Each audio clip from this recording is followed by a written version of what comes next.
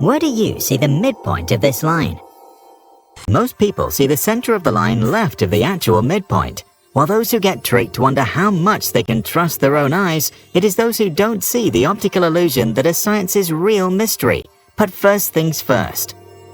The Müller-Lyer illusion in its most famous form features two lines, each flanked by a set of opposing arrows, which tricks you into thinking that one line looks shorter because the other appears further away, when in fact they are exactly the same.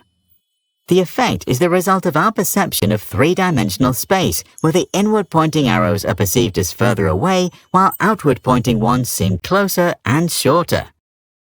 And because you probably grew up in three-dimensional spaces full of right angles, your brain, in an attempt to make sense of these cues, can get fooled by a two-dimensional illustration.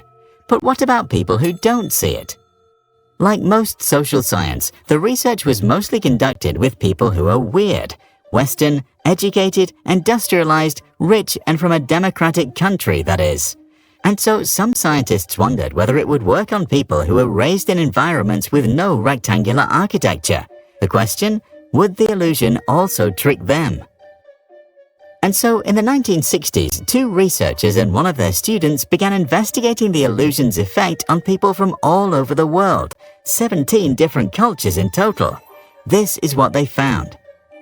People who grew up in spaces with clear corners were fooled most of the time, whereas Bushmen from southern Africa, tribespeople from Angola, and Kalahari hunter-gatherers almost always perceive the lines as identical.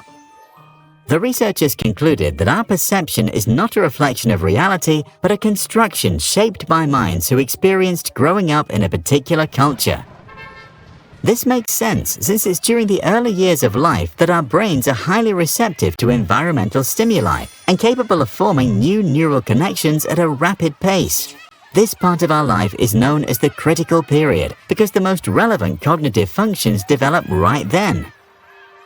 If we look, for example, at a child's rate of synaptic formation over the first 11 months and the following years, we can see that the speed at which each new connection for vision and hearing is created peaks at around 3 to 4 months of age. For language, that's around month 8, and higher cognitive functions like decision-making at age 2 to 3.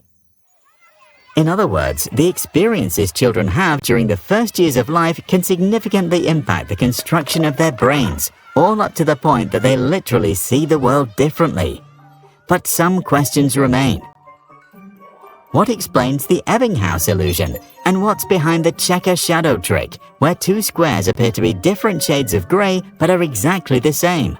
Or don't you see that? And if not, is that because you aren't weird? Tell us your thoughts and experiences in the comments below.